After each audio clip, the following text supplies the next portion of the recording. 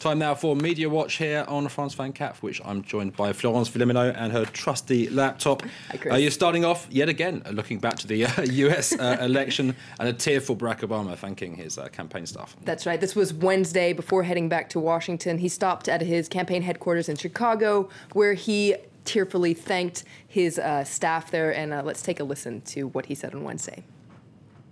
What you guys have done means that the work that I'm doing is important. And I'm really proud of that. I'm really proud of all of you. And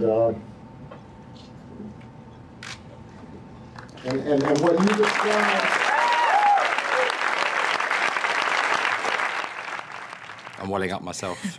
Well, Mitt Romney's staff, on the other hand, got a little bit of a different thank you. It turns out that in the middle of Tuesday night, the credit cards that their staff were using were canceled.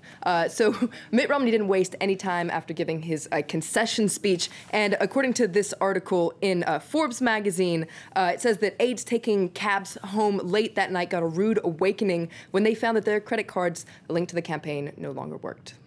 Oh, it's hardly fair, is it? Okay, Twitter next, and more racist tweets. It's a recurring theme. That's right. Hundreds of racist tweets over on election night. Now, it's shocking and depressing to think that though America has come so far by re-electing an African-American, there's still so much racism. Now, I've decided I'm not going to show you any of these tweets because they're really very racist and quite violent. But if you're interested, Jezebel has lots of screen grabs of them in a gallery. So if you're curious, you can go look.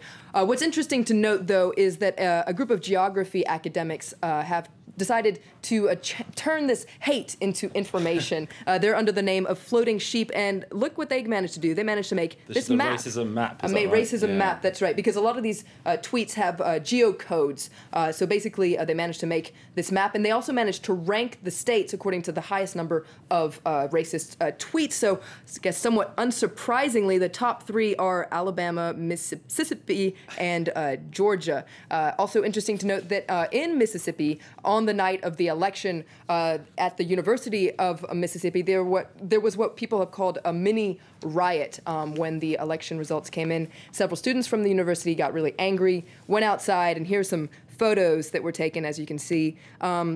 Here they are, for instance, burning an Obama-Biden sign. Now, that upset a lot of people in that community, and here you see photos of a vigil, a candlelit vigil that was held the next night. But coming back to those racist tweets, Jezebel, once again, has tracked some of the tweeters down, and it turns out that a lot of them were actually teenagers tweeting under their real name. Now, they probably won't get into any legal trouble because the First Amendment will protect their freedom of speech. But Jezebel went and contacted their schools and asked them, is this in line with what a lot of schools have, ethical codes of conduct? And so Jezebel said, is this consistent with your code of conduct? Now, a lot of the Twitter accounts have been taken down, and many of these students are going to be facing disciplinary action.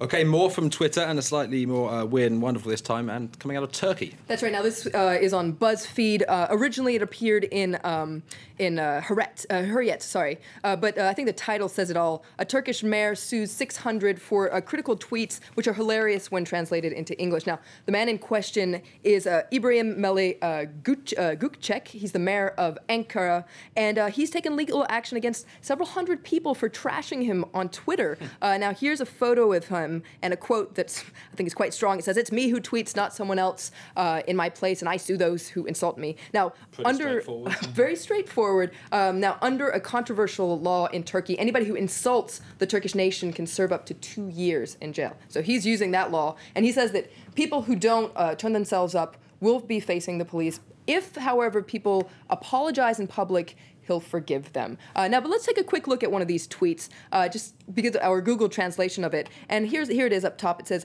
"I hate breathing the same air as you." So it doesn't seem like quite an insulting tweet, but maybe it's more insulting in Turkish. Okay, very quickly, you've got another weird and wonderful story from the world of Chinese airlines. That's right. This to be hired as a pilot for Hainan Airlines, you have to be at least 1 meter and 87 centimeters tall. You have to speak English, and your armpits have to smell good. This is coming out of Chine Information, and you see a photo here of someone testing a pilot. The idea is that they don't want their passengers to be smelling the pilot's body odor. My question is, how do you get this job to be the tester? I think that must be one of the worst jobs in the world. Stringent standards indeed there. Florence Flemino, thanks very much. That was Media Watch. More news coming up very shortly. Do stay with us.